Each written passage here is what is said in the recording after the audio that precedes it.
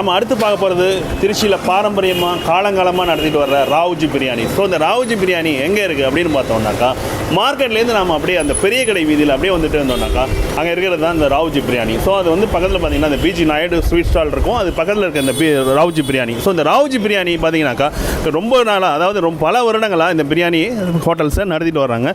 So அந்த ஹோட்டலில் என்னென்னலாம் கிடைக்குது, என்னென்ன வகையான பிரியாணிஸ் இருக்குது, என்ன சைட் டிஷ் இருக்குதுன்னு பார்க்கலாம் வாங்க. இப்போ நாம் நின்றுட்டு இருக்கிறது தான் திருச்சியோட ராவுஜி பிரியாணி. ஸோ இந்த ராவுஜி பிரியாணி பார்த்தீங்கன்னாக்கா ரொம்ப காலமாகவே இந்த ஹோட்டல்ஸ் வந்து ரொம்ப பிரபலமாக இருக்குது இந்த பிரியாணிக்கு. ஸோ நம்ம வந்து திருச்சியில் நீங்கள் வந்தீங்கன்னாக்கா எங்கெங்கெல்லாம் பிரியாணி கிடைக்குது அப்படிங்கிற நம்ம பார்க்கறதுல இப்போ ராவுஜி பிரியாணி ஒரு குறிப்பிட்ட இடத்த தனக்கான ஒரு பெருமையை தக்க வச்சிருக்கு. ஸோ இந்த ராவுஜி பிரியாணியில் மட்டன் பிரியாணி வந்து ரொம்ப ஃபேமஸாக அப்படின்னு சொல்கிறாங்க. ஸோ இங்கே வந்து பார்த்தோம்னாக்கா இந்த கடையில் வந்து மட்டன் பிரியாணி, அடுத்து பார்த்தீங்கன்னா அந்த மட்டன் ரிலேட்டடான நிறைய சைட் டிஷ்ஷஸ் எல்லாமே இருக்குது. ரொம்ப ட்ரெடிஷ்னலாக அவங்க வந்து காலங்காலமாக அதே டேஸ்ட் மாறாத அளவுக்கு இங்கே வந்து அவங்க வந்து அந்த சுவையோடு இங்கே கொடுத்துட்ருக்காங்க.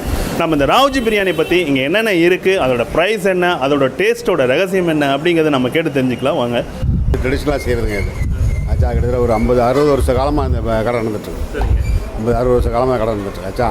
நம்மளுக்கு ஸ்பெசிஃபிக்காக என்னென்னா பிரியாணி தான் நம்மளுக்கு இம்பார்ட்டன்ஸ் கொடுக்குறது. பிரியாணி மட்டும் ரொம்ப மட்டன் பிரியாணிக்கு ரொம்ப இம்பார்ட்டன்ஸ் தராது. எல்லாம் சிக்கன் பிரியாணிலாம் போட்டுருந்துச்சு. தீபாவளி டைமில் வான்கோழி பிரியாணி போடுவாங்க. இப்போ எல்லாருமே விரும்புறது என்னென்னா ராவுஜி பிரியாணினா மட்டன் பிரியாணி ஃபெமிலியராக இருக்கும், அதில் எந்த விதமான கலப்பும் கிடையாது, சுத்தமாக இருக்கும். அந்த அளவுக்கு நம்ம இதை ஓடிட்டுன்னு வச்சுங்களேன், காலங்காலம் ஓடிட்டுருக்கோம். பிரியாணியோட அந்த சுவைக்கு என்ன காரணம்? அதோட சுவைக்குன்னா அதோட சாமான்கள் சேர்ப்புக்கு வர அது ஒரே அளவு தான். விலை எவ்வளோ வித்தியாசப்பட்டாலும் அளவு ஒன்று, அது அளவு மாறதே கிடையாது. இந்த காலத்தையும் அதெல்லாம் மாறும். ஒரு அளவுனா குறிப்பிட்ட அளவு தான். இந்த மசாலா சாமானோட சேர்வு இருக்குது, அதோட இதுதான் ப்ராப்ளம் ஆகிறதுக்கு காரணம். அதே குவாலிட்டி ஆக்சுவலாக மெயின்டைன் பண்ணுறோம். அது எந்த ஒரு காரணத்தும் எதை ஒன்று சேர்க்கறது கொடுத்ததில்ல, குவாலிட்டி நல்லா மெயின்டைன் பண்ணுறோம். ஸோ அதனால் எந்த விதமான இது இல்லை. மட்டன் பற்றி மட்டன்னா ஸ்பெசிஃபிக்காக வந்து பார்த்தீங்கன்னா இதுக்கு மட்டன் கொண்டு ஒரு குறிப்பிட்ட ஆள் தராங்க. வீட்டில் கொண்டு வந்து ஆடை கொண்டு வந்து வெளியே கறி வாங்கிறது கிடையாது. வீட்டில் கொண்டு வந்து ஆடை வெட்டி அவங்களே கழிச்சு கொடுத்துருவாங்க. எலும்பு தினம் எது பண்ணி எடுத்து கொடுத்துருவாங்க. அதுதான் வீட்டில் யூஸ் பண்ணணும்னு வச்சுங்களேன். அந்த மேலே செஞ்சிட்ருக்கு. அடுத்து பார்த்தீங்கன்னா இந்த திருச்சியில் வந்து அதிகமாக பார்த்தோன்னா இப்போ சென்னை சைடில் வந்து பாஸ்மதி ரைஸ் தான் அவங்க வந்து யூஸ் பண்ணுறது. இந்த திருச்சி ஃபுல்லாகவே பார்த்தோம்னா அந்த சீரக சம்பா அப்படின்னு சொல்கிறாங்க. ஸோ உங்கள் கடையில் எப்படிங்க? நம்ம கடையில் ஆரம்பத்துலேருந்து பார்த்தீங்கன்னா ஜீரக சம்பா எதையுமே யூஸ் பண்ணுறது கிடையாது. ஒரு தடவை பாஸ்மதி ரைஸ் எதுக்கு, ஏன்னா இந்த மசாலாவுக்கு சூட் ஆகிறது ஜீரக சம்பா ரைஸ் மட்டும்தான். பாஸ்மதி ரைஸ் சூட் ஆகாது. நாடனி மசாலா போட்டு தனியாக பண்ணுறதுக்கு இது பாஸ்மதி ரைஸ் ஆகும். இதுக்கு வந்து நாங்கள் சொல்லலைன்னா இது ஜீரக சம்பா தான் மெயினாக சூட் ஆகும். அந்த ஜீரக சம்பா தான். அது எப்படி அது குவாலிட்டி வந்து ரொம்ப பழசாக இருக்கணும். அரிசி ரொம்ப பழைய அரிசியை வாங்கி ஸ்டோர் பண்ணி வச்சுருக்கோம். அந்த அரிசியை மட்டும்தான் யூஸ் பண்ணுறது. புது அரிசி போட்டால் குழஞ்சி போயிடும். நாங்கள் போகிற ப்ரிப்பேர் பண்ணுற டைப்பே வேறு. குருமா தண்ணி எல்லாத்தையும் ஒன்றா வேப்படுறோம். குருமா தண்ணியாக ரைஸ் தண்ணியாக வச்சு சேர்த்துக்கணும் வச்சுக்கலாம். அந்த மாதிரி வரும். அதனால் அது பழைய அரிசி இருந்தால் குழையாமல் அந்த ஒரு அவுட்புட் நல்லாயிருக்கும். அவுட்புட் எக்ஸாம் என்ன எதிர்பார்க்கோ அது கிடைக்கும். அதான் காரணம். இப்போ பார்த்தோம்னாக்கா அந்த சீரக சம்பா அரிசி தான் வந்து அந்த பிரியாணிக்கு வந்து ரொம்ப டேஸ்ட்டுக்கு அதிகமாகும் அப்படின்றத அவங்களோட சொல்கிறாங்க. அடுத்து பார்த்தோன்னா இதில் இந்த ஆயிலெலாம் சொல்லுவாங்க பார்த்தீங்களா, அதை விட உங்களோட ஆயில் எப்படின்னா கரூர் கரூரில் நிறைய நெய் ஸ்பெசிஃபிக் நெய் இருக்குது. ஒரு ஸ்பெசிஃபிக் நெய் அவங்க தான் நெய் கொண்டு தராங்க. ப்ளஸ் கொஞ்சம் ஆயில் மிக்ஸ் பண்ணிக்கணும் வச்சுக்கலாம். இல்லாட்டி இது மட்டும் போட்டால் கெட்டி கட்டின மாதிரியும். ப்ளஸ் ஆயில் கொஞ்சம் ஆட் பண்ணிக்கணும். அது அடுத்து பார்த்தோன்னா அந்த சீரக சம்பா வந்து அதிக தண்ணி தான் உணவு பண்ணுறாங்க. இல்லை, நம்ம பிரியாணி சாப்பிட்டா நம்ம வீட்டு யார்ட்டையும் நீங்கள் கேட்டு பார்க்கலாம். நம்ம பிரியாணி சாப்பிட்டா தண்ணி தான் எடுக்காது. வெளியே சொல்கிறாங்க கல்யாணம் விட்டு போனால் தண்ணி தான் எடுக்குங்கிறாங்க. நம்ம இதை பார்த்தா ஸ்பெசிஃபிக் அந்த இது இருக்காது, அந்த ஒரு பாதிப்புகள் இருக்காது. யாரும் சொன்னதில்லை, இது முடியும் சொன்னதில்லை யாரும். இப்போ பார்த்தீங்கன்னாக்கா இவங்க வந்து அந்த யூஸ் பண்ணுற ஆயில் பார்த்தீங்கன்னாக்கா அந்த கரூர் நெய், அதாவது ஸ்பெசிஃபிக்காக கரூரில் கிடைக்கக்கூடிய அந்த ஸ்பெஷல் நெய் தான் வந்து அவங்க வந்து சாப்பாட்டுக்கு வந்து அந்த யூஸ் பண்ணுறாங்க. அந்த பிரியாணிக்கு அவங்க வந்து மிக்ஸ் பண்ணுறாங்க.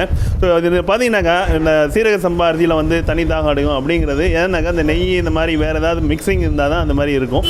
நம்ம கடையில் வந்து ஃபுல்லாகவே பார்த்தீங்கன்னாக்கா எல்லாமே வந்து விலை வந்து ஏற்ற இறக்கங்கள் காலகட்டத்தில் என்ன தான் விலை ஏறினாலும் இறங்கினாலும் நாம் வந்து அளவு வந்து அதில் கலக்கக்கூடிய அதில் சேர்க்கக்கூடிய மசாலாக்கள் எல்லாமே ஒரே அளவில் காலங்காலமாக பண்ணிட்டு தான் வரும். ஸோ அதனால் இந்த டேஸ்ட் வந்து என்னை வரைக்கும் குறையாமல் இருக்கின்றது அவங்களோட சீக்ரெட்ஸ் நம்ம சொல்கிறாங்க.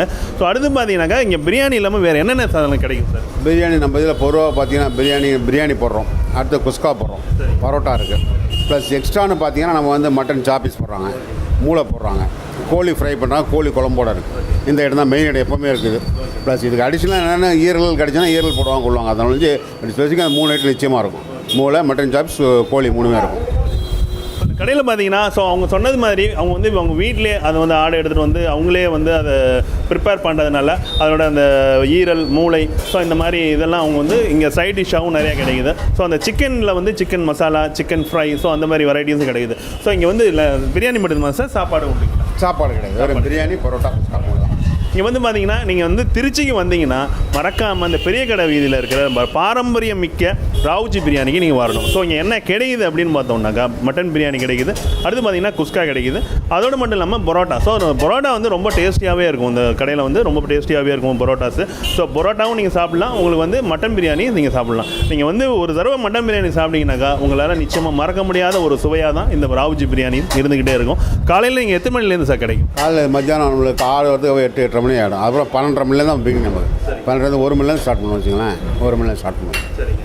காலையில் டிஃபன் அந்த மாதிரி அது எதுவும் கிடையாது. ஒன்லி பிரியாணி. பிரியாணி மட்டும் தான். இந்த கடையோட ஸ்பெஷலே என்னன்னு கேட்டிங்கன்னா ஒன்லி பிரியாணி. பார்த்தீங்கன்னாக்கா இந்த பெரிய கடை வீதியில் இருக்கிற ராவுஜி பிரியாணி ஒன்லி பிரியாணிஸ் மட்டும்தான். நீங்கள் வந்து 12:30 மணிலேருந்து ஈவினிங், அதாவது ஆஃப்டர்நூன் ஒரு 3:30 வரைக்கும் இங்கே வந்து பிரியாணிஸ் வந்து அவைலபிளாக இருக்கும். மார்னிங் வந்து 12:30லேருந்து நைட்டு 8 o'clock வரைக்கும் இங்கே பிரியாணி சாப்பிடலாம். சரி, ஓகேங்க, நான் 8 மணிக்கு மேலே தான் என்னால் வர முடிஞ்சுது, ஸோ அதுக்கப்புறம் எங்கே சாப்பிடலாம் அப்படின்னு பார்த்தீங்கன்னாக்கா இங்கேயே அவங்க வந்து ஒரு நைட் கடை வச்சுருக்காங்க.